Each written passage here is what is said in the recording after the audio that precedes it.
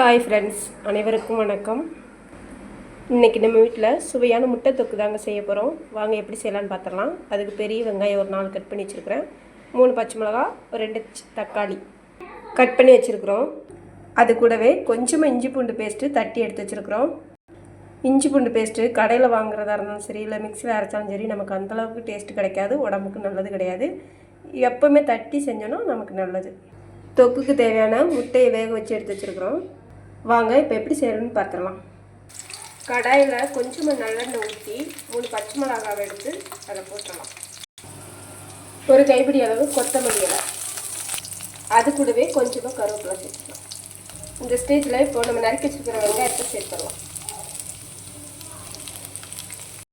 முட்டை தொக்குக்கு எப்போவுமே வெங்காயம் தான் அதிகமாக போடணும். அது நல்லா வதங்கி வரணும், டேஸ்ட் அப்போ தான் நல்லாயிருக்கும். அதுக்கு கொஞ்சமாக சால்ட்டு சேர்த்து கிண்டி வச்சுக்கலாம். இந்த மாதிரி வெங்காயம் நல்லா ப்ரௌனாக வதங்கி வந்ததுக்கப்புறமா நம்ம தட்டி வச்சுருக்கிற அந்த இஞ்சி பூண்டு பேஸ்ட்டை அதில் சேர்த்து வதக்கி விட்டுறலாம். இஞ்சி பூண்டு பச்சை வாசம் போகிற அளவுக்கு நல்லா வதக்கி விட்டாச்சு. இப்போது கட் பண்ணி வச்சுருக்கிற தக்காளி சேர்த்துடலாம். தக்காளி நல்லா பாதி வெந்துருச்சு. இந்த அளவு வதங்கினாலே போதும்.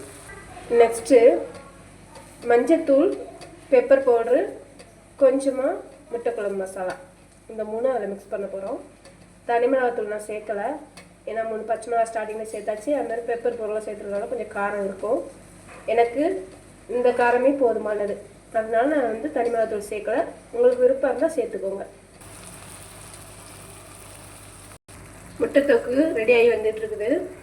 இந்த ஸ்டேஜில் நம்ம கட் பண்ணி வச்சுருக்கிற அந்த முட்டையை அதில் சேர்த்துடலாம். ஒரு 5 நிமிஷத்துக்கு மூடி போட்டு சிம்மிலே வச்சிடலாம். அவ்வளோதாங்க, சுவையான முட்டை தொக்கு ரெடி ஆயிடுச்சு. இந்த முட்டை தொக்கில் முட்டையை நம்ம ரோஸ்ட் பண்ணியும் சேர்த்துக்கலாம். ஆனால் நம்ம குழந்தைங்களுக்குலாம் கொடுக்குறதுனால ரோஸ்ட் பண்ணாமல் கூட இப்படி கட் பண்ணி சேர்த்துக்கலாம். இன்னும் சத்து அதிகமாக கிடைக்கும் குழந்தைங்களுக்கு. நீங்களும் இது மாதிரி செஞ்சு பார்த்துட்டு பிடிச்சிருந்துச்சின்னா ஒரு லைக், ஒரு சப்ஸ்கிரைப் பண்ணி வச்சுக்கோங்க உறவுகளே.